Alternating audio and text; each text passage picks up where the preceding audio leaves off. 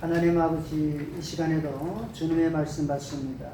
또 성령님께서 우리에게 진리를 깨닫게 하시고 우리가 말씀 안에 신앙이 성장하며 변화되고 날마다 주님의 기쁨이 되고 말씀에 힘을 입어 영적인 싸움에서 날마다 승리하게 하옵소서. 예수님 이름으로 기도합니다. 아멘. 자, 186쪽으로 한번 갑니다. 186쪽입니다. 이 사건은 스데반 집사님이 지금 유대 공회에서 그 역사적 인물, 역사적 사건을 근거로 하면서 예수님의 복음을 전하죠. 그래서 아브라함을 얘기하고 이제 야곱을 얘기하고 야곱의 아들 누구냐면 요셉에 대해서 지금 얘기합니다. 그 요셉이 곧바로 하나님의 은혜 받은 사람이고 하나님의 계시가 있는 사람이고 하나님이 함께하는 사람이에요. 또 하나님께서 요셉에게 지혜와 은총을 줬다. 그거를 스데반 집사가 설교했죠. 오늘 186쪽 그 제일 위에 봐요. 지혜를 한번 봅시다. 지혜. 지혜라는 말이 뭐냐면 하나님 마음, 선악을 분별하여 악을 멀리하고 선을 선택하여 사는 삶을 가르쳐서 지혜다 이렇게 말합니다. 그러니까 지혜라는 것이 뭐 우리 인간적으로 말하면 뭐 선악을 분별하고 선택할 수 있는 뭐 그런 지혜라고 말하는 성경적으로는 지혜는 절대 그렇지 않습니다. 그러니까 이 지혜라는 게 뭐라고요? 지혜라는 게 하나님의 마음이에요. 그러니까 하나님의 마음으로 뭘 선악을 구분하고 악을 멀리하고 선하게 사는 것, 택해 사는 것, 이걸 지혜로운 마음이다 이렇게 말합니다. 그리고 이 지혜를 구한 사람 누구예요? 솔로몬입니다. 솔로몬이 기브온 산당에서 1000번째를 드리고 그날 밤에 꿈에 하나님이 솔로몬에게 그 하늘 아무것도 내게 한 가지 구하라 그랬잖아요. 주겠다. 그때 솔로몬이 내 아버지 다윗이 이렇게 위대하고 나는 어린아이가 이 나라 왕이 되었는데 나는 이 나라를 다스릴 그런 지혜가 부족하다. 그래서 내게 지혜를 달라고 그러죠. 그래서 솔로몬이 그 구한 지혜가 하나님 마음에 합했다 그래요. 그래서 솔로몬이 구한 그 지혜가 뭐라고요? 하나님. 그러니까 지혜를 달라는 말이 뭐라고요? 하나님의 마음을 내게 달라는 거예요. 그래서 선악을 분별하여 악을 멀리하고 선을 택하고, 그러니까 선악을 공평하게 하나님의 입장에서 분리하고 심판하고 선악에 대해서 정확한 지식을 갖게 되더라. 그래서 성경 보면 이런 지혜. 그래서 성경 보면 야고보서에 가보면 야고보서 1장 가보면 뭐 나오냐면 그게 나옵니다. 너희 중에 누가 지혜가 부족하거든 하나님께 구하라. 하나님께서 주신다 이렇게 말합니다. 그러니까 성경이 우리에게 말씀하는 지혜가 뭐라고요? 항상 하나님의 마음을 달라는 거예요. 그러니까 지혜를 주옵소서라는 이 말이 뭐라고요? 하나님 마음을 내게 주십시오. 내가 하나님의 마음으로 선악을 분별하고 악을 멀리하고 하나님 기뻐하는 선을 택하며 살겠습니다. 이게 곧바로 뭐냐면 지혜라다. 아시겠죠? 자, 그 다음 넘어갑니다. 꿈을 해석하는 지식. 이게 무슨 뜻이냐면 미래를 내다보며 예측하는 선지, 사람을 공의롭게 다스리는 통치력 등을 다 뭐냐면 지혜, 이런 말씀으로 주신다. 그래서 실제적으로 누구냐면 요셉은 꿈을 잘 해석했잖아요. 그렇죠? 떡 관은 장과 술 관은 장 꿈을 해석했고, 그 다음 누구냐면 애굽왕 바로의 두 번의 꿈을 정확하게 해석했던 그런 지혜. 자, 그 다음 주심에 이렇게 나옵니다. 스데반은 말하기를 애굽왕 바로가 요셉에게 은총과 지혜를 준 것이 아니라 요셉과 함께 하신 하나님, 요셉을 모든 환난에서 건지신 하나님, 요셉에게 두 번의 꿈을 주시고 그 꿈을 성취하시는 하나님께서 요셉에게 은총과 지혜, 해자입니다. 그 글자 건너금 하나 더 쓰세요. 지혜, 해, 자 아시겠죠? 지혜를 하나 주셨습니다.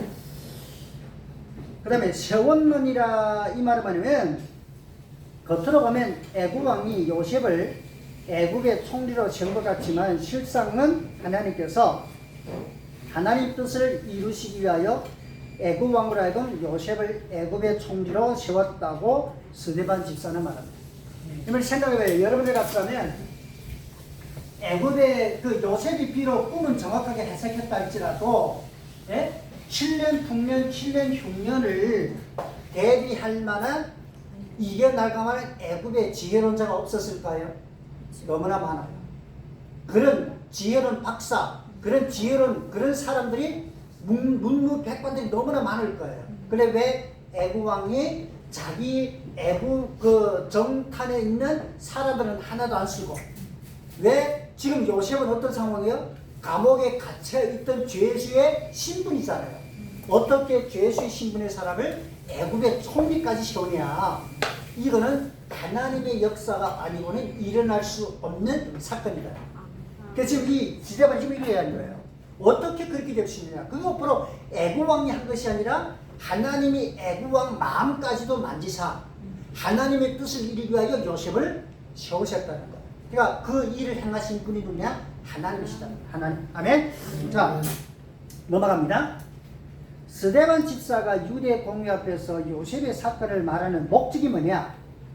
요셉의 형들이 요셉을 시기하고 미워하며 노예로 팔았으나 그들은 하나님이 요셉과 함께함을 몰랐고 하나님께서 요셉을 통하여 하나님 뜻을 이루심을 알 수 없듯이 너희 유대 공회가 예수님을 시기하고 질투하며 미워하고 대적하며 로마법을 이용하여 십자가에 못 박아 죽였으나 하나님께서 예수님과 함께 하셨고 하나님께서 예수님을 통하여 인류를 구원하는 구원의 역사를 이루셨으며 하나님께서 예수 그리스도를 하나님 보좌 우편에 앉히심으로 최고의 영광으로 높이사 모든 무릎을 예수 그리스도 이름에 꿇게 하셨고 모든 이름으로 입으로 예수님을 그리스도로 구세주로 하나님 아들로 고백하게 하셨음을 말하고 있다는 거죠. 자, 상황이 어떤 정리가 됩니까?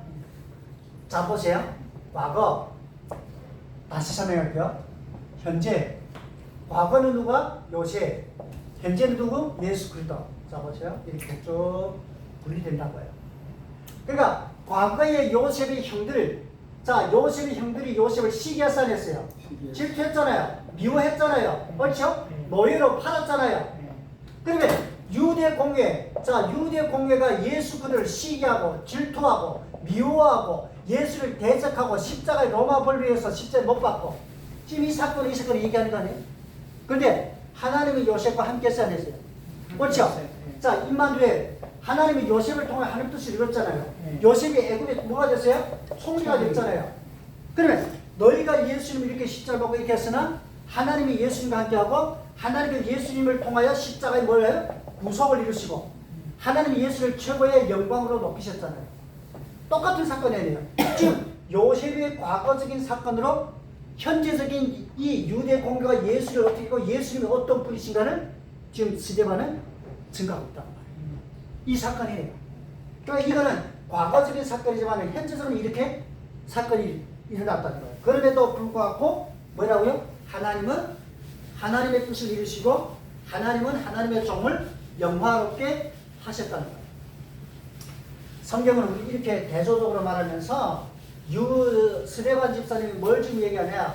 너희 유대 공회 지도자가 얼마나 어리석고 위대하고 얼마나 큰 죄를 짓는가를 지금 계속 말하고 있습니다. 자, 그 다음 제를 봅니다. 빌립보서 2장 9절부터 11절 봅니다. 시작. 이름으로 하나님이 그를 지극히 높여 모든 이름 위에 뛰어난 이름을 주사 하늘에 있는 자들과 땅에 있는 자들과 땅 아래에 있는 자들로 모든 무릎을 예수님의 이름에 꿇게 하시고 모든 입으로 예수 그리스도를 주라 시인하여 하나님 아버지께 영광을 돌리게 하셨느니라. 자, 여러분들 지금 이 말을 또 해석하면 또 긴데 예수 그리스도께서 말씀이 육신이 됐잖아요. 그렇죠? 말씀이 육신이여 이 땅에 오시고 십자가에 대속의 죽음을 죽었죠. 부활 승천하여 부활 승천하여 하나님의 보좌 우편에 앉았어요, 앉았어요? 앉았어요. 그래, 성경이 여기 보면 어떻게 해? 모든 입으로 예수를 주라 고백하게 하고 그 다음에 세 가지 종류 나옵니다. 세 가지 종류 사람. 하늘에 있는 사람. 그렇죠? 그 다음에 두 번째 어떤 사람? 땅 위에 있는 사람. 그 다음에 세 번째 어떤 사람? 땅 아래에 있는 사람. 하늘에 있는 사람, 땅 위에 있는 사람, 땅 아래 있는 사람. 그러면 우리는 이 말에 쉽게 이해되는 부분이 있어요. 하늘 위에 있는 사람이면 천상 간 사람이겠죠. 그렇죠? 네. 그 다음에 땅 위에 있는 사람 누구예요? 살아있는 사람. 네? 누구지? 살아있는 사람. 이 땅에 사는 사람? 어. 그럼 이해되겠죠? 네. 그럼 땅 아래 있는 사람 누구예요? 죽은 사람. 지옥에서. 그래, 그래서 하늘에 있는 사람은 천상 간 사람이고, 그러면 땅에 있는 사람은 이 땅에 사는 사람이라면, 그러면 땅 아래 있는 사람은 지옥 간 사람? 지옥. 그러면 지옥 간 사람 모든 입으로 예수를 주라 고백할 필요가 있어요? 오. 묻힌 사람들이에요. 맞죠? 네. 아닌가? 아니 지옥 간 사람이 이미 지옥 갔는데 어떻게 주라 고백할 필요가 없잖아요. 천국 가는 것도 아니고. 그렇기 때문에 성경이 말씀하는 진리가 뭐냐를 알아야 돼요. 이게가 엄청 깊은 얘기예요. 그럼 이걸 해석 조금 해드릴게요. 해요. 그럼 이 말이 뭐냐면 쉽게 말하면 이 얘기가 어떤 얘기냐면, 자 예수 그들을 믿음으로 옳죠? 네. 그 다음에 말씀에 따라 네. 사명을 감당하고 신앙을 지켰다 그 말이에요. 신앙을 그럼 이런 사람이 결국은 예수 믿음으로 구원받고 신실하게 말씀 전하고 사명 감당하고 어디 갔다고요? 하늘 갔잖아요, 갔어요. 네. 하늘 갔 천국 갔다고 말이에요. 결국은 천국 갔다 그 말이잖아요. 그러면 땅에 사는 사람 누구예요? 땅에 사는 사람. 예수님. 이 땅에 사는 사람은 불신자를 말하는 게 아니고 믿는 자를 말하는 거예요. 믿는 자. 믿는 자. 이 땅에서 호흡하는 자. 그러면서도 신실하게 믿음으로 살고 말씀에 따라 사명으로 사는 자. 그러면 땅 아래 있는 사람 누구냐? 땅 아래 있는 사람은 땅 아래. 이거는 뭐죠? 어둠에 있는 사람. 옳죠? 아직도 죄 있는 사람. 알겠죠? 믿지 않는. 그러면 이 사람들도 예수 믿고 구원 받아야 되는 원리를 지금 얘기하는 거예요. 알겠어요? 예. 그러니까 이 사람들 예수 믿어, 그러니까 모든 입으로 예수를 주로, 그러니까 이 사람들도 예수 믿어야 구원 받는 거 아니에요? 맞아요. 옳죠? 예. 그래야 주님께 고백하고 주님께 영광 돌리는 거 아니에요? 아니 지옥 간데 무슨 예수를 주라 고백하대? 그 얘기를 하자는 게 아니다는 거예요. 그러니까 뭔 말이 이해되죠? 네. 그러면 하늘에 간 사람도 예수 믿음으로 구원받고, 이 땅에 사는 사람도 예수 믿음으로 구원받고, 아직까지 예수 안 믿고 어둠 속에 있는 사람도 예수 믿음으로 구원받고. 지금 이 얘기하는 거예요. 많이 이해됩니까? 네. 이게 답이 정리되게 됩니다. 예. 그러니까 성경이 말하자는 원칙이 뭐예요 지금? 예수님을 믿어야만 구원받는다. 지금 이거를 말하는 거예요. 그래서 모든 이름으로 예수 이름에 꿇게 하고 예수를 주라고 고백하잖아요. 그러니까 답은 딱 거기 있다는 거예요. 만약에 이게가 해석 안 되면 이걸 땅 아래 있는 사람은 절대 해석 못합니다. 절대 해석. 이 원칙을 그러니까 정리해드린 거냐고요? 모든 사람은 누구를? 예수 그를 믿음으로 뭘 간다? 구원받고 어디 간다? 천국 간다. 지금 이거를 이렇게 얘기하고 있는 거예요. 아주 복잡한 것 같죠? 복잡한 거 하나도 없어요. 이렇게 딱 분석하면 답이가 정확하게 나온다고요. 이제 땅에 있는 사람은 땅에 있는 사람은 아직도 예수 안 믿고 어둠 속에 있는 죄. 그러니까 이 사람들은 뭐 예수님을 믿어야 구원받는다고. 그 땅 아래 있는 사람이잖아요. 네, 그렇죠. 땅에 있는 사람. 땅에 있는 사람은 이 땅에서 믿는 자들. 아. 믿는 자들, 믿어봐. 들어봐. 우리는 지금 그 말하는 거 아니에요? 이 땅에 지금 아직도 믿음을 지키고, 믿고, 말씀대로 살고, 사명 감당. 이 사람들 이미 이렇게 살다가 천국 갔잖아요. 이 사람들이 지금 이렇게 살고 있잖아요. 이 사람은 또 이렇게 살아야 되잖아요. 그러니까 답이 나오죠. 예. 그러니까 결국 답이 뭐예요? 모든 사람이 예수님을 믿음으로 구원받고 천국 간다. 이게 공식이라. 예. 지금 이 얘기를, 그러니까 이거를 이렇게 조금 어찌 보면 복잡하게, 좀 이해가 헷갈리게. 그러니까 여기까지 이해하잖아요, 쉽게 말하면. 예. 그리고 이거를 이해를 못하냐. 맞아요. 이게 과연 뭘 말해? 그래서, 자, 그런 얘기. 지금입니다. 예. 되죠? 예. 그러니까 답은 아주 간단해요. 그러니까 똑같은 말도 성경 구절은 상황에 따라 사건에 따라 다르게 말하는 것 같은데 결국은 그게라는 거예요. 그래서 우리는 이런 말들을 복잡하게 생각해가지고 이게 뭐지? 그러니까 여기 있는 말하고 여기 있는 말이 조금 뭔가 조금만 달라지면 이게 뭐지? 이렇게 된다는 거예요. 자, 성경에 한 가지만 더 얘기할게요. 구원에 대해서 하나만 얘기할게요. 구원을 받았다. 자, 구원을 이루라. 구원을 받으리라. 좀 복잡한 얘기입니까? 성경 보면 이런 구절 나와요. 그래, 구원이라는 것도 또 여러 가지가 있는데, 이제 요것만 일단 말씀할게요. 자, 구원을 받았다라는 것은 과거예요, 지금? 그렇죠. 이거는 과거예요. 그러면 구원을 이루라는 것은? 미래. 구원을 이루라는 것은? 현재. 현재. 자, 구원을 받으리라는? 미래. 미래예요. 답이 나오죠? 과거, 현재, 미래. 아니, 구원 이게 말이 헷갈리죠? 어떨 때 보면 예수 믿음으로 구원 받았느냐 하더니 야, 너희 구원을 이루라 이렇게 말하고 너희는 구원을 받으리라 이렇게 말하고 맞죠? 그러니까 말이가 헷갈리죠? 생각지도 않아요. 그러니까 이거를 풀어야 된다는 말이에요. 자, 구원을 받았다라는 건 뭘까요? 과거랬죠? 네. 이거는 예수 믿음으로 구원 받은 거야, 안 받은 거예요? 받은 거. 받았다는 거예요. 이거는 영혼의 구원이죠. 영혼의 구원. 자, 현재 구원은 뭘까요? 구원을 받은 이거는 성화. 이건 성화적 구원이 이렇게 말해요. 이거 뭐냐면 우리가 삶 속에서 죄를 짓는다. 그렇죠? 그래 뭐죠? 죄를 회개함으로 그 죄에서 죄 사함받으로 해방되는 것으로서 성화적 구원. 날마다 말씀하면서 변화되는 우리 삶이 변화되는 이걸 그래서 현재적 구원 또는 성화적 구원. 자, 그러면은 미래적 구원은 이해되겠죠? 미래적 구원은 뭘까요? 이거는 육체적 구원. 이건 뭐냐면 예수 그리스도 재림 때에 얻게 되는 부활을 말합니다. 받으리라. 답이 나왔죠? 육체. 보세요. 자, 우리가 예수 믿음으로 영원히 구원 받았잖아요. 아멘. 맞죠? 그래, 아직까지 육체는 죄가 있어요, 없어요?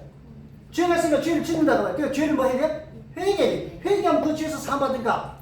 그럼 날마다 말씀하는 성화, 거룩한 변화되죠. 자, 그 다음 미래. 예수님의 재림 날에 육체가 구원 얻어야 하는 거예요. 부활하잖아요. 영광스러운 부활. 그래서 이걸 가지고서 받았다, 이루리라, 받으리라라는 말에 3단계적 구원을 말하는 거예요. 아멘. 그래서 말이 되죠? 육체적 구원. 네. 재림의 구원. 그렇죠. 예수님이 재림 때 부활하잖아요. 육체가 부활하잖아요. 이걸 가지고 육체적 구원, 부활이 이렇게 말해요. 그래서 말이 이해됩니까? 아멘. 그러니까 또 성경에는 똑같은 구원이라는 단어를 쓰지만은 그 구원이라는 단어를 어떤 의미로 쓰고 있느냐를 풀이하면 분류가 된다는 거예요. 그럼 성경에 보면 이런 단어가 나오세요. 주여 나를 구원하소서. 이거는 이거가 또 달라요. 여기서 말씀하는 주여 나를 구원하소서는 이 구원은 무슨 문제냐면 무슨 말이냐면 나를 어떤 문제에서 이 문제를 뭐냐면 해결해 달라는 뜻으로 쓰는 구원이다. 이해됩니까? 하나님 나 지금 이게 아픕니다. 주여 내 이 아픔을 치료해 주십시오. 이게 뭐냐고요? 이것도 구원.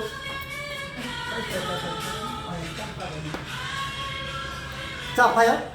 그러니까 이 문제에서 나를 해결해 달라는 단어도 뭐냐고요? 나를 구원하소서라는 내용으로 쓴다는 거예요. 이걸 하면서 문제적 해결. 알겠죠? 네. 이것도 뭐라고요? 그 성경 10편에 보면 그런 단어가 말이에요. 주여 나를 구원하소서. 그런 단어 전쟁하다도 주여 우리를 구원하소서 이렇게 나오고 그다음에 어떤 문제가 많았을 때 주여 뭐 이렇게 나온다고. 그걸 가져서 문제 해결 구원 이렇게 쓰는 거예요. 그래서 뭔지 이해되죠? 네. 그러니까 구원이라는 단어는 똑같은데 그 단어의 내용과 해석은 전혀 다르게 나온다는 거예요.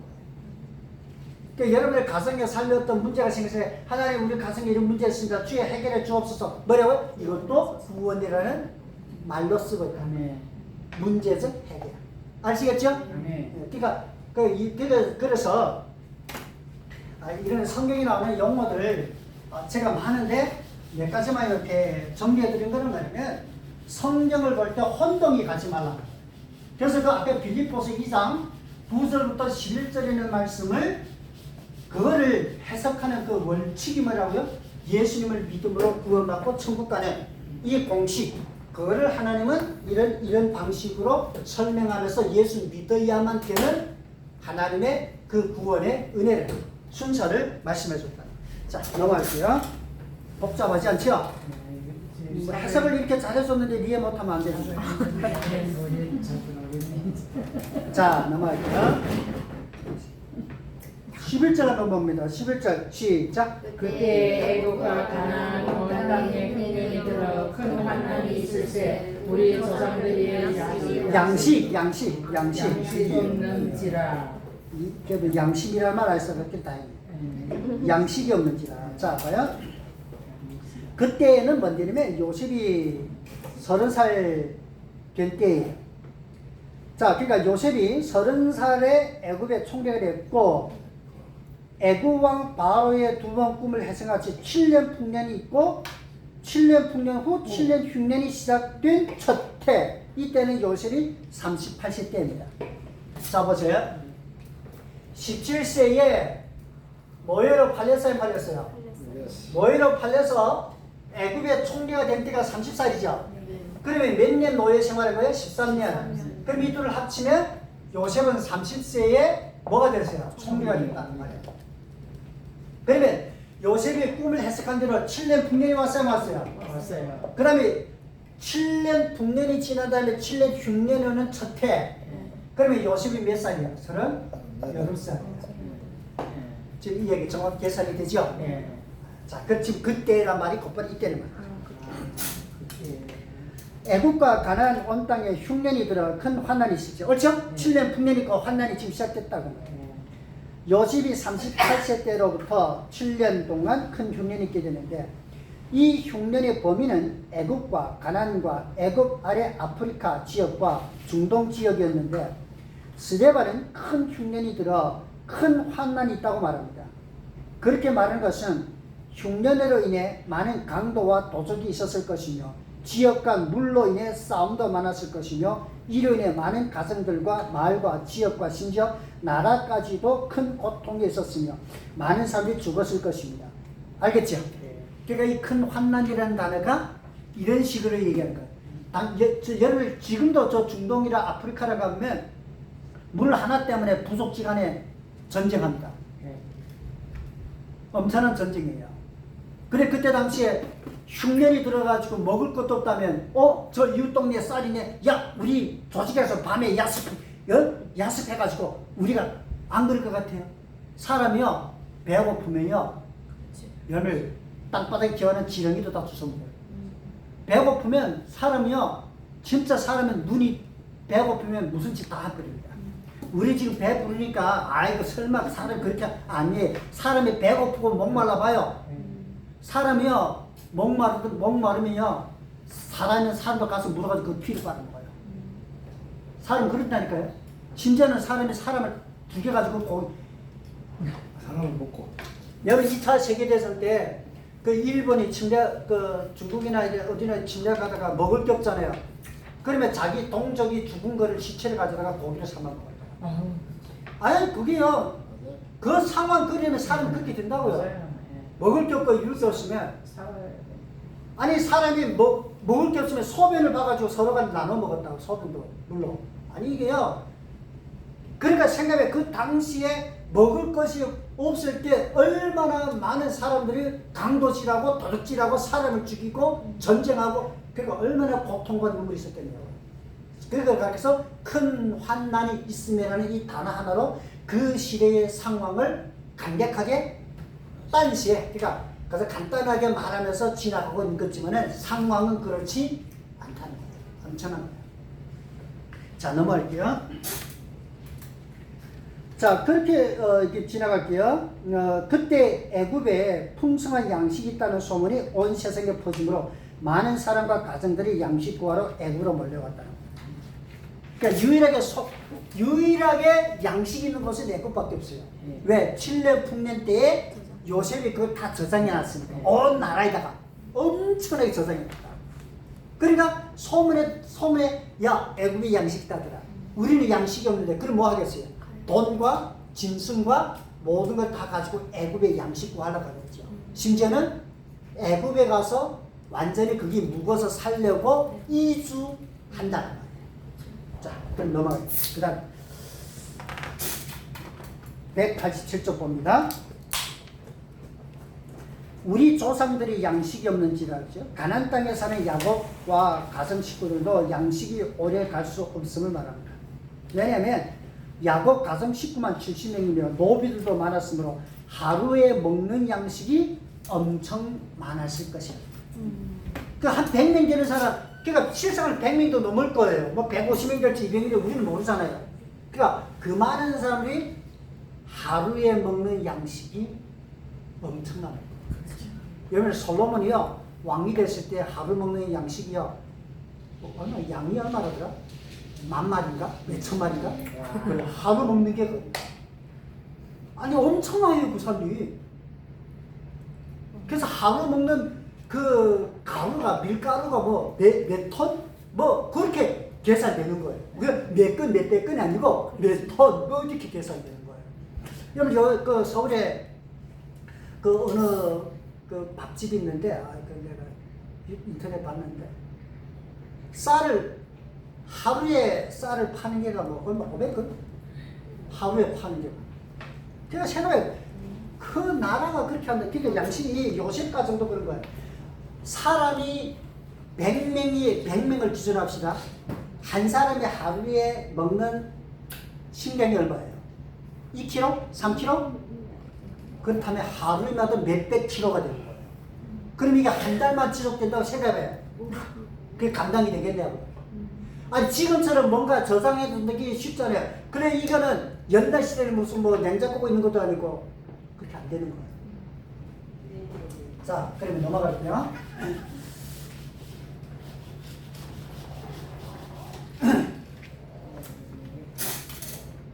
본절의 말씀에서 흉년이 나오는데 우리 성경적으로 흉년에 대해 알 필요가 있습니다. 자, 성경적으로 흉년을 봅시다. 흉년은 왜 흉년이에요? 비가 내리지 않음으로 인하여 농사를 할 수 없는 것을 말씀하는데 성경은 흉년에 대하여 단순히 비가 내리지 않음으로 농사할 수 없는 것으로만 말씀하지 않는다.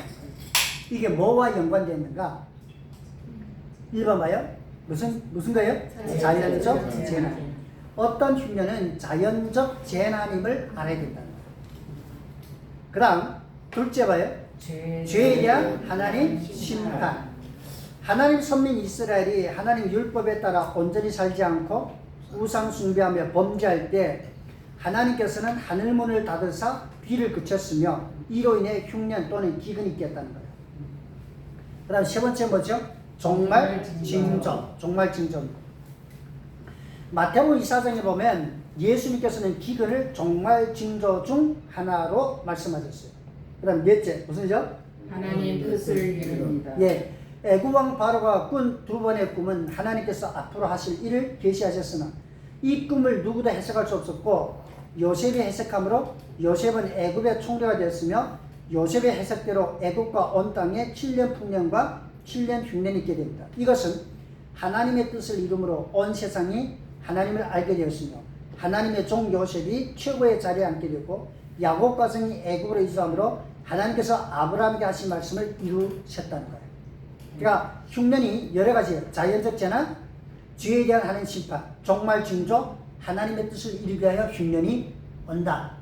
자, 그러니까 이 지금 애굽에 지금 요셉의 이 시대에 온 세상에 큰 흉년이 든 거는 하나님의 뜻을 이루기 위한 그런 흉년이었다.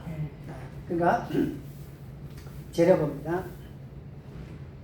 그러므로 믿는 자들은 흉년을 단순한 그것도 자연 니은 받침으로 보시세요. 오타난 거는 자연적 재난으로만 볼 것이 아니라 흉년을 통하여 하나님 뜻이 무엇인지를 알아야 하며 믿는 자의 죄 때문에 이런 흉년이 오지 않았는가를 생각하면서 믿는 자로서 자신이 죄를 회개하면서 세상의 죄를 대신 회개하여 하며 흉년이 정말 징조로 보면서 더욱 깨어서며 다시 오실 주님을 더욱 사모하며 살아야 합니다. 아멘? 네. 자, 그러면 이거는 이 흉년은 농사를 할 수 없는 게 흉년이죠. 네. 그렇죠? 자, 그러니까 농사할 수 없는 흉년. 그렇죠? 네. 자, 그 다음에 또 어떤 흉년이 있을까요? 그 다음에 또 어떤 흉년이 있을까요? 두 번처럼 영적 흉년이 있습니다. 말씀 없는 게 영적 흉년이잖아요. 성경에 예수님께서 사도행전에서 내 영혼이 가난함과 내 영혼이 궁핍함을 알지 못하느냐. 네. 영혼이 황폐한 것. 말씀이 없는 게 영적 흉년이에요. 자, 그 다음 또 무슨 흉년이 있을까요? 알아요, 흉년이. 삶의 흉년이 있어요, 삶의 흉년. 삶의 흉년이 뭐예요? 경제적, 돈이 정말 딸리는 거. 이것도 경제 흉년이 아니에요? 건강이 안 좋은 것, 그것도 보면 건강의 흉년이에요. 그러니까 이런 흉년이라는 것이 단순하게 자연적인 농사적인 것만 생각하지 말라는 거예요. 내 영적인 흉년이 있다는 거예요. 내 영적으로 궁핍해지고 내 영적으로 메마라지고 내 영적으로 지금 아무고 어둠이 되고 이게 다 영적인 흉년이 아니에요. 그래서 예수님이 깨어있으라. 그렇죠? 성령님이 교회에서 말씀을 들으라. 내 영적으로 가난한 거, 내 영적으로 벌거벗은 거, 내 영적으로 소경된 거 알지 못하느냐. 자, 삶의 흉년, 경제적인 것, 건강적인 것, 어떤 것들 이런 것도 다 흉년이라고 표현할 수 있는 사건이다. 그러니까 딱 자연적인 것만 흉년이라고 말하지 말라는 거예요. 자, 그럼 재료를 봅시다. 본절에 보면 양식이라는 말씀이 나오는데 우리 양식에 대하여도 성경적으로 알아야 됩니다. 자, 양식에 대해서도 봅니다. 1절, 자, 첫째는 뭐죠? 육신의 양식입니다. 본절에서 말씀한 같이 흉년으로 인해 가나안 땅에 사는 야곱 가정에 양식이 떨어졌다고 말씀하였는데 이 양식은 단순한 육신의 양식을 말씀합니다. 우리도 또한 모든 세상 사람도 매 육신의 양식을 먹어요? 먹잖아요. 네, 그러니까 양식이란 거는 육신의 양식, 이거는 있는 것이 첫째예요. 자, 둘째는 무슨 양식이에요? 제사장이 먹는 양식. 자, 제사장이 먹는 양식, 이건 진설병이죠. 성막에 놓은 진설병은 아무나 먹을 수 없고 진설병은 누룩 없는 떡으로서 안식일에 새로운 것으로 교체합니다. 교체되어 나오는 진설병은 제사장만이 먹을 수 있는데 제사장 가정 식구와 제사장 가정에 속한 자들은 먹을 수 있는 특별한 양식입니다. 그 제사장이 봐요. 제사장이 먹고 제사장에게 속한 사람들만 먹는데 이 양식을 바깥에 아무라고 먹었다가는 그 사람이 큰일 납니다. 네. 그건 죽어요. 이 진설병은 아무나 줄 수 없어요. 그러니까 제사장은 아무나 줄 수 없게 제사장을 특별히 관리해야 되는 거예요. 하나라도 누가 먹었다면, 하나라도 바깥에 먹지 말을 사람이 먹으면 그 사람이 하나님의 징벌을 받는다면 그 책임은 제사장이 평생 지는 거예요. 그러니까 제사장은 철저하게 그걸 관리합니다. 심지어는 땅에 떨어지다. 왜? 쥐새끼 먹으면 안 되니까. 뭐 말이되죠. 그러니까 제사장이 엄청나게 그걸 관리합니다. 쥐가 먹어도 안 되고 심지어는 좀 듣기 추한 얘기하게, 물론 이스라엘 땅에는 팔이 있는지 없는지는 모르겠지만 물론 있겠지. 사는 동네는 파리가 앉아도 안 되는 정도로 그렇게 관리해요. 그러니까 이 진설병이라는 거는 그건 대충 아무렇게 안 해요. 이거는 완전히 철저한 관리가 있어요. 자, 그 다음 넘어갈게요. 188쪽 넘어가요. 자, 세 번째는 뭐죠? 광야 40년 생활 때 먹는 양식. 예, 만나. 이것이 뭐냐? 이게 만나의 뜻이라서요. 주전 1446년 1월 15일 6월절 새벽에 출애굽하여 3일 만에 홍해를 마른 땅 딛고 건넌 후 애굽에서 나온 후 두 달째 달 15일에 온 회중에게 모세와 아론을 원망했고, 그리고 이튿날 새벽에 하늘에서 만나가 내려 광야 40년 동안 먹게 됩니다. 출애굽기 16장. 그 광야 40년 동안 먹었던 양식 만나, 이거는 그때만이 먹었던 음식이에요. 이 양식은 후에는 누구도 못 먹었어요. 없어요. 이 땅에는 양식이 아니에요. 자, 그 다음 넷째 한번 봐요. 시작. 하늘에서 내려온 양식. 하늘에서 내려온 양식 누구죠? 예수 그리스도. 요한복음 6장 33절 봅니다. 시작. 하나님의 뜻은 하늘에서 내려 세상에 생명을 주는 것입니다. 요한복음 6장 51절 시작. 나는 하늘에서 내려온 살아있는 떡이니 사람이 이 떡을 먹으면 영생하리라. 내가 줄 떡은 곧 세상의 생명을 위한 내 살이니라 하시니라. 자, 육신의 양식을 먹으면 육신의 살들. 하늘에서 내려온 참 생명의 떡 대신에 예수님을 먹으면, 즉 믿으면 영생을 얻게 되는 원리를 말씀한 거예요. 알겠죠? 육신의 양식을 먹으면 육신이 살죠? 그럼 우리 영혼이 뭘로 사냐면 하늘에서 내려온 참 생명의 떡 대신 예수님을 먹는다 그 말이에요. 어떻게 먹는다고? 믿으면 우리는 영생을 얻습니다. 아멘? 그러니까 예수님이 참 생명의 떡이에요. 자, 그 다음 다섯 번째 시작. 영혼의 양식. 하나님의 말씀이죠? 예. 하나님의 말씀은 믿는 자들의 영혼의 양식입니다. 믿는 자들은 육신을 입고 있기에 매일 육신의 양식을 먹는 것이 당연한 것 같이 믿는 자들이 매일 먹어야만 하는 영적 양식이 있는데 곧바로 하나님의 말씀입니다. 믿는 자들은 육의 양식과 영의 양식을 매일 먹어야만 합니다. 아멘? 네. 그러니까 육의 양식을 제대로 안 먹으면 육신이 영양실조가 오죠. 병이 오잖아요. 똑같이 영혼의 양식을 안 먹으면 우리 영혼이 지금 빈패하고 무능하고 무맥하고 은혜가 없고 능력이 없고 우리 영혼이 병든 거예요. 자, 우리 육신의 양식은 꼬박꼬박 잘 드시잖아요. 잘 먹잖아요. 영혼의 양식도 믿음으로 매일매일 은혜롭게 먹으면서 말씀의 은혜 가운데 살아야 합니다. 아멘? 네. 자, 12절 봅니다. 시작. 야곱이 애굽에 복을 이루는 말을 듣고 먼저 우리 조상들을 보내고. 아멘. 그래서 흉년이 들었으니까 가정에는 입은 많고 양식은 부족하고 하니까 요셉이 결단합니다.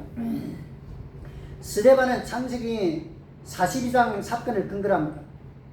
야곱이 애굽에 곡식다는 말을 듣고 애굽에서 양식을 구하기 위하여 먼저 10명의 아들들을 보냅니다.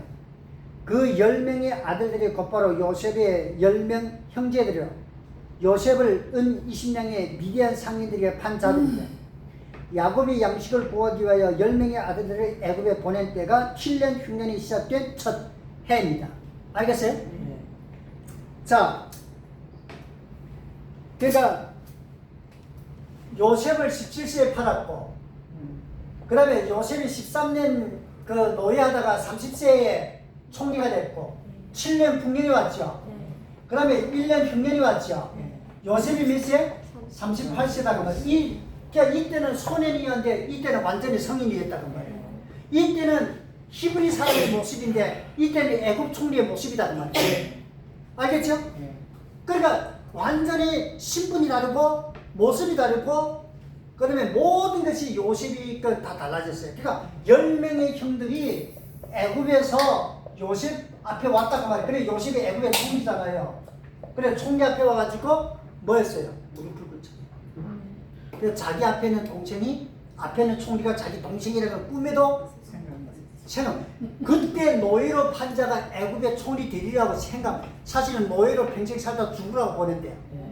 애굽의 총리가 됐단 말이에요. 근데 형들은 뭐라고 하는데 요셉은 단통, 그 옷차림, 그 말투, 그 행동, 그 다음에 뭘 생각하세요? 자기가 17세에 꿨던 그 두 번의 꿈을 생각해요. 아, 근데 내가 이 사건을 그렇게 설명했대. 요셉이 딱 봐가지고 당신들이 간첩이요 하니까 요셉이 총리가 그렇게 이게 놀라. 간첩이라면 옛날에 감옥에서 평생 죽는 거잖아요. 심하면 죽이는 거잖아요. 그러니까 10명이다. 우리는 간첩이 아닙니다. 우리는 아버지가 있고 형제 12인데 하나는 막내는 아버지 품에 있고 하나는 죽었습니다. 이렇게 나와요. 지금 눈앞에 있는 게 자기 동생과 보였더라고요. 자, 사건이 그렇게 된 거예요. 자, 잡아요. 188쪽 그 밑에 줄 봐요. 지금 야곱은 흉년이라는 자연적 재난 앞에 육신이 먹는 것 구하기 위하여 본인이 어찌할 수 없는 모험의 행동을 취합니다. 우리도 때로는 다양한 원인 때문에 궁지에 몰려 우리가 원치 않는 선택과 행동을 할 수밖에 없는, 그러나 때로는 그런 속에서도 우리를 향한 하나님 선하신 뜻이 이루어지고 있다는 사실을 알아요. 이게 놀랍지 않아요? 지금 야곱은 어떤 상황에 먹을 게 없어요. 그러니까 10명의 아들을 애굽에 보내면 이게 간첩으로 몰려서 이게 다 죽을 수준의 위험이에요. 그래서 생각해 여러분들. 자, 여러분들 같으면 이 상황에서 아들을 보내겠어요? 노비들을 보내겠어요? 지금 이 야곱의 가정은 노비들이 많다는 말이에요. 신실한 노비들. 그러면 아니 내가 뜨면 2명의 아들에다가 노비들 한 10명을 해서 돈을 줘서 보낼 수 있을까 없을까요? 근데 왜 야곱은 노비들을 하나도 안 보내고 10명의 아들만 보냈을까요? 하나님 뜻. 이게가 문제를. 아니 우리 집에 성경에 아브라함도 자기 집에 노비가 그렇게 많은데 자기 아들 이삭을 그 며느리감 될 사람으로 그 찾으러 보내자고 자기의 신실한 종을 보냈잖아요. 그렇다면 야곱도 자기 집에 신실한 일꾼들이 있는데 그 일꾼들이 왜 하나도 안 보냈냐는 거예요. 왜 아들들만 보냈냐. 이게 얼마나 위험한 도박이에요. 그래서 성경에는 거기에 대해서 답을 일체 주지 않겠다. 근데 상황적으로 볼 때 양식을 구하러 간다는 것이 돈을 많이 가져야 돼요? 적게 가져야 돼요? 많이 가져요. 엄청난 걸 가져야 돼요. 네. 아니 생각해. 지금 가족 식구가 100명이 넘는데 그렇죠. 이 많은 사람들이 먹을 양식 얼마나치를 적어도 1년치의 양식을 구해야 된다고. 그러면 가져가야 할 돈이 성경에 어떻게 기록됐어요? 각자 짐승의 나귀 등에다가 보사 자루에다가 돈을 싣고 왔다. 알겠어요? 그러면 이 돈이가 어마어마한 돈이야. 그러니까 믿을 수 있는 사람은 자기 아들밖에 없어. 뭐 말이 이해되죠? 노비들을 믿고 보냈다가 홀라당 그 돈 가지고 도망갔어. 알겠죠? 그러면 노비를 갖고 도망가면 또 다른 사람 또 보내야 돼. 이승으로 돈 보내야 되고. 결과적으로는 자기 아들이 가야 되는 거예요. 그러니까 야곱의 입장에는 제일 믿을 만한 것은 아들밖에 없어요. 노비는 믿을 수 없는 그 당시 상황이에요. 그러니까 아들들만 보내는. 왜 노비들을 섞어서 안 보냈을까요? 이 노비들이 아들을 죽일까 봐. 돈 앞에는 사람이 어떻게 변신될지 누구도 몰라요.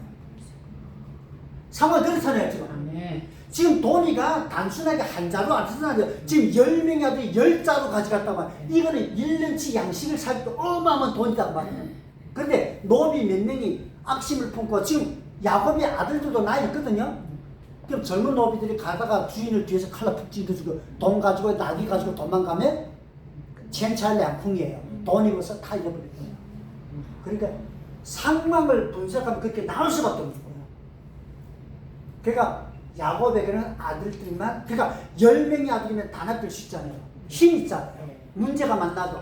그러니까 10명의 아들을 보낸 거예요. 노비를 하나도 안 섞었던 원인이 뭐냐고요? 노비가 가다가 변신해서 칼로 죽일 거예요. 그러니까 야곱은 생각을 많이 한 사람이에요. 상황적으로 저는 이렇게 분석한 거예요. 그래서 성경에는 답이 없지만 그래서 이랬구나. 근데 그것이 곧바로 뭐라고요? 하나님이 요셉에게 꿈을 꾸었던 그걸 10명의 형제가 요셉 앞에 가서 무릎 꿇는 사건의 그 뜻이 이루어지는 계기가 된 거예요. 자, 넘어갈게요. 그래서 말이 재밌지요, 그러니까. 자, 13절 봅니다. 시작. 또 사모님의 요셉의 이상이 요셉의 자기가 요셉에게 알려주기로 또 요셉의 친족이 바로에게 일어나게. 자, 스데반 집사는 야곱이 아들들을 애굽에 보내 양식을 구하게 했고 후에는 애굽 총리의 요구에 따라 막내 아들 베냐민까지 보낸 사건을 생략하고 창세기 45장에 나오는 요셉이 자기 정체를 11 형제들에게 알려주었고 요셉의 형제들이 애굽에 내려왔다는 것을 애굽왕 바로에게 드러나게 되었다. 지금 이 사건을 요약해버렸어요. 그 중간에 건 다 설명하지 않았잖아요. 그래, 하나 재밌는 거 뭐냐면 창세기 42장에 가면 답이 나오는데 두 번째 요셉이 그 말대로 요셉의 형들이 베냐민까지 데려갑니다. 11 형제가 다 왔잖아요. 절을 다 하고 나중에 은잔 사건을 알죠? 예. 은잔을 탁 했다 베냐민을 탁 데려오는데 형들이 와서 막 무릎 꿇잖아요. 네. 그때 요셉이 막 눈물 흘리고 나와가지고 내가 당신들이 22년 전에 팔을 요셉이요 했을 때 형들이 어떻게 했을까요? 당황했죠. 형들이 다 이게 얼굴이 백지창처럼 완전 이 아무리 이 무릎이가 다다다다다다 생겼을 거예요. 예, 맞아요. 당황했죠. 사람 혼이 나거든. 그렇지. 이거 죽었고 끝났고 이것은 우리가 보복당할 때 속을 안 돼. 그래서 성경은 그게 나와요. 예. 형들이 항상 동생 앞에 당신이 아버지가 살 때 형들을 보복하지 말랬습니다. 항상 그 말 하잖아요. 근데 어쨌든 나 일어났으나 그래서 나중에 요셉이 형들을 다시 보내요. 그리고 자기 총리의 그 수레마차까지 보내면서 하인들도 보내면서 애굽에는 아버지와 그 가정 식구를 다 애굽으로 모신 일을 왜 흉년이 아직도 5년 남았습니다. 네. 그래 이 아들들이 돌아와가지고 야곱에게 아버지 막 11번째 아들 요셉이 살았습니다. 애굽 총리였습니다. 그러니까 아버지가 뭐라 말이에요? 이놈들이 미쳤구나. 너희들이 또 그 과거적인 이야기를 그래서 내 마음을 아프게 하는구나. 아닙니다. 살았습니다. 보세요. 저 애굽 총리의 가마인데 그가 지금 총리 됐습니다. 그 가마를 보고 요셉이 힘을 얻어요. 내 아들이 살아. 그래서 두 말 없이 내려오는데 내려오다가 야곱이 좀 주춤합니다. 안 내려간다. 지금 요셉이 살았단 말 듣고 기쁘잖아요. 네. 총리 되고 가정도 같이 먹고 살수 길이었는데 가다가 도중에 야곱이 주춤합니다. 안 가려고. 왜? 이게 과연 하나님 뜻인가? 내가 지금 약속의 땅을 버리고 가는가? 야곱이 그게 두려웠어요. 하나님의 뜻인가? 내 인간의 감정에 끌리는가? 그래 그날 밤에 하나님이 야곱에게 나타나서 야곱아 네 아들 요셉에게 가라. 네가 거기서 잠들 것이요 내 후대를 내가 이끌리라. 하나님의 말씀 듣고 야곱이 내려갑니다. 말이 이해돼요? 네. 그러니까 인간적으로 볼 때는 막 달려가고 싶어. 지금 달려가고 있어요. 그래 가는 도중에 야곱이 뭔가 생각이 뭐 들었는지 주춤해버려요. 두려워해요. 왜? 약속의 땅을 버리고 가는 것이 과연 하나님의 뜻인가? 그래서 그날 제단 써요. 거기서.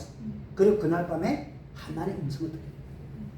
열리가 아니고. 그러니까 우리가 어떤 일을 볼 때 내 눈으로 볼 때는 맞는 것 같은데 과연 그게 하나님의 뜻인가라고 한 번쯤 생각해보고 행동해요. 아무리 내가 볼 때 맞는 것 같다 할지라도 아무리 내가 볼 때 그럴듯하고 그래야만 하는 것 같은 상황이라 할지라도 한 번쯤은 과연 이게 하나님 뜻인가 한번 기도해보고 한번 하나님 은혜를 하나님의 뜻을 잡고 묵상하고 그런 다음에 분명하게 하나님의 선하신 인도를 받게 됩니다. 아멘. 아멘. 자, 제가 보니까 항상 자 보세요. 우리가 항상 어떤 일을 할 때 내 기준이 아니라 항상 하나님의 기준이 됩니다. 이걸 분명하게 믿는 사람의 정리가 됩니다. 내가 볼 때, 내가 생각할 때, 내 관점에서 내가 계산해 보니까 내가 어떻게 이거를 분석해 보니까 괜찮겠더라. 내가 볼 때 괜찮을 수 있지만 하나님 보시면 안 될 수 있다는 말이에요. 이해되지? 그러니까 우리는 항상 하나님께서 항상 무슨 일을 하든 간에 한 번쯤 하나님 뜻이 무엇인가 기도라도 해보고 과연 이것이 하나님의 뜻인가라고 생각도 해보고 말씀도 묵상하고 하나님의 때를 기다리기도 하고 그래서 매 차마다 하나님의 은혜로우신 인도함을 받으시기를 바랍니다. 자, 저기 봐요. 여기서 물 좀 여기서 세 가지 알아야 할 사건이 있습니다. 자, 첫째 봅니다. 시작. 하나님께서 요셉에게 모든 복을 하는 사건이 계시로 이루어졌습니다. 창세기 37장에 요셉이 17세 때 꾼 두 번의 꿈을 요약하면 하나님께서 미래에 있을 일을 요셉의 꿈에 계시하였습니다.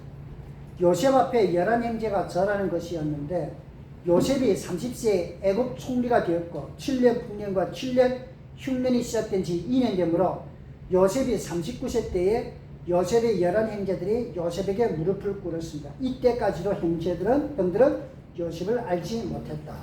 알았죠? 네. 자, 두 번째 봐요. 뭐죠? 요셉의 믿음을 구해야 합니다. 10명의 형들이 자기 앞에 와서 무릎을 꿇었을 때 요셉은 그들을 알아봤어요. 형들을 알아 못 봤단 말이에요. 네. 그때 요셉의 마음이 얼마나 불붙었으며 형들을 죽이고 싶은 마음이었을까요? 여러분 생각해봐요. 우리는 조금만 형제 시간이라도 조금만 잘못하면 며칠 안 보고 너와 나는 담배 섞고 섞어서 그렇게 하는데, 아니 이 동생을 팔아먹고 노예로 팔아먹고 원수 같은 놈이잖아요. 지금 요셉이 애들 총 대수가 이게 말이 되지. 만약에 요셉이 평생 감옥에서 살았다면 이게가 얼마나 이를 갈겼어요. 말아주다. 그렇죠. 그런데 요셉은 그런 속에서 22년 전 하나님께서 자기에게 보여준 두 번의 꿈을 생각하였고 모든 것이 하나님의 뜻임을 믿음으로 받았다는 거예요. 그러니까 인간의 감정에 끌리지 않았다는 거예요. 모든 걸 뭐라고요? 하나님의 뜻으로 믿음으로 받았다는 거예요. 셋째, 시작. 요셉의 용서를 알아야 합니다. 10명의 형들이 자기 앞에 와서 무릎을 꿇는 모습을 본 요셉은 22년 전 하나님께서 자기에게 두 번의 꿈으로 계시한 사건이 현실됨을 알고 모든 것은 하나님의 뜻대로 됨을 믿음으로 받았고 결국 형들을 용서하며 품어주며 복양하기로 합니다. 아멘. 용서했어요. 그래서 참 재밌는 게 뭐냐면 요셉이, 우리는 내가 요셉이 했을 때 형들이 막 어째발 모르잖아요. 그때 요셉이 뭐라고 하냐면 이렇게 말합니다. 당신들이 나를 팔았으므로 근심하지 말라. 그 근심하지 말라 말이 뭐냐면 죽을까봐 두려워하지 말라 그런 말이에요. 근심하지 말라. 당신들이 나를 팔았다고 그렇게 서로 형제끼리 싸우지도 말고 하나님께서 당신들의 생명을 구하려고 나를 먼저 이곳에 보낸 것 뿐이다. 아멘. 그게 위대한 믿음의 사랑이고 용서고 하나님의 뜻대로 사는 자의 아름다운 삶의 모습이에요. 아멘. 자기 감정이 아니라 하나님의 뜻을 믿음으로 받으니까 용서할 수 없는 사람을 용서하고 사랑할 수 없는 사람을 사랑하고 복양하지 않아도 될 사람을 끝까지 복양하는 그 아름다운 모습. 이거 지금 그 얘기하는 거예요. 그러니까 우리가 믿음으로 산다는 게 그런 게 아니겠어요. 참으로 인간적인 것이 어떤 그렇다 할지라도 항상 믿음으로 살아갈 때 하나님의 뜻을 더 발견하게 되고 정말 하나님께서 원하는 더 아름다운 신실한 삶을 삶으로 하나님의 뜻을 더 아름답게 이루어져가는 그런 믿음의 삶의 발자취 열매가 되길 바랍니다. 아멘. 자, 14절 봅니다. 시작. 요셉이 사람을 보내어 그의 아버지 야곱과 온 친족 일한 사람을 청하였더니 스데반 집사는 창세기 45장 말씀을 근거로 설교를 합니다. 요셉은 형들에게 자신의 정체를 밝혔고 모든 것은 하나님 뜻이므로 가나안으로 돌아가서 아버지와 가정 식구들이 다 애굽으로 내려오라고 말합니다. 본절을 보면 스데반 집사는 야곱 가정이 애굽으로 내려간 숫자를 75명이라고 말하지만 창세기 46장 27절을 보면 야곱 가정이 애굽으로 내려간 자의 수는 70명이라고 말합니다. 자, 숫자가 뭔가 차이 나죠? 네. 자, 스데반은 지금 몇 명이라고요? 75명. 그래, 창세기 45장에는 몇 장? 몇 명? 70명. 그럼 뭔가 차이가 나잖아. 그러면 잘해보세요. 여기 설명해야 되겠는데 창세기 46장 27절에 46장이네. 46장. 그 야곱 가정이 애굽으로 내려간 자의 수는 70명이라는 숫자. 이게 뭐냐면 70이라는 숫자에 초점을 맞췄다는 거예요. 알겠어요? 70이라는 숫자. 그러니까 71명도 70, 75명도 몇 명? 70. 그러니까 70이라는 숫자에 초점 맞추고 기록했다는 거예요. 창세기에서는. 그러니까 이 70이라는 숫자가 뭐냐면 하나님의 무한한 은혜, 이거를 말하는 거예요. 하나님의 무한한 은혜. 이렇게 모든 것이 된 것이 다 뭐라고요? 하나님의 무한한 은혜다라는 걸 이 숫자를 통해서 말하고 있는 거예요. 잘해보세요. 그 다음 봐요. 사도행전 7장에서 75라는 숫자는 뭐냐? 실제적 75명이라는 거예요. 이해됩니까? 이거는 실제적 야곱 가정이 내려간 숫자가 야곱 가정 식구만 75명이에요. 그런데 보세요. 애굽에 사는 요셉의 가정이 몇 식구예요? 네 식구예요. 그러니까 요셉의 마누라, 그 다음에 므낫세와 에브라임. 그럼 4명이지. 그러면 야곱의 가나안 땅에는 야곱의 가정이 내려간 숫자가 뭐예요? 70명이에요. 그럼 모두 74명이잖아요. 그래 왜 75명이 될까요? 여기는 그러면 야곱이 한 사람이었어요. 야곱. 야곱이 한 명. 그게 왜냐? 야곱은 지도사고 목자니까. 그러니까 숫자가 정확하게 분석되죠. 그러니까 애굽이 이렇게 가나안 땅에서 내려간 사람의 실제는 71명이에요. 자기는 빼고 그래. 근데 자기는 야곱은 뭐냐면 목자고 왕이고 지도사이기 때문에 요거를 여기다 첨가시키지 않는 거야. 뭐 말 이해되지 않아요? 그래서 75명이라는 숫자가 정확하게 이렇게 계십니다. 70이라는 숫자는 뭐라고요? 이 70이라는 숫자에 뭔가 뜻을 담고 말하고 있다는 거예요. 그게 뭐라고요? 하나님의 무한한 은혜. 그러니까 이 모든 건 다 뭐라고요? 하나님의 은혜다. 지금 이걸 말하는 거예요. 넘어갈게요. 자, 여러분, 190페이지 봅니다. 요셉이 아버지를 효도하며 아버지 전 가족을 복령하는 모습에서 배워야 할 삶이 있어요. 시작. 부모에 대한 참된 덕을 사는 자, 둘째. 영제사의 아름다운 화목의 삶. 셋째. 기쁨과 축복과 영광을 함께 나누는 삶이다. 내가 성경 보면 이렇게 위대하게 사는데 우리가 살아가는 것만 전딱 반대예요. 모든 게 다 반대가 지금. 참 아니 성경에 보면 너무나 다 이렇게 그래 이렇게 살아야 되는데 실제 살아가는 거 보면 딱 이거와 딱 반대예요. 하나도 같은 게 하나도 없어요. 때로는 그렇게 사는 것 같은데 그게 그렇게 써서 힘이야. 제가 여러분들 다시 한번 설명할 때 언젠가도 설교했지만 설교 때도 많이 말했지만 하나님과 부모와를 절대 계산하지 마요. 따지지 마요. 그거는 답이 없는 어리석음입니다. 그러니까 하나님과 부모와 따지는 거는 답이 없어. 그거는 듣고서 답이 없는 어리석음입니다. 그래서 요셉이가 참 이렇게 하는 거 오늘 우리가 배워야 할 삶이에요. 정말 형제 시간 정말 교회 안에서도 똑같잖아요. 이건 단순하게 가정에서만 얘기하는 거지만 제가 오늘 요한복음을 강의를 하면서 우리 교회 안에서 똑같아요. 우리 교회 안에서는 다 한 하나님의 아버지라 모시잖아요. 그렇죠? 네. 아버지잖아요. 자, 우리는 뭐예요? 형제잖아요. 그러니까 우리가 하나님을 진심으로 섬기고 정말 눈에 보이는 형제자매를 사랑하며 서로 간에 기뻐하며 축복하며 아름다워 화목하며 그런 은혜 가운데 살아가기를 주의 이름으로 축원합니다. 한 절만 더 합시다. 이게 할 말이 없네. 15, 16절 시작.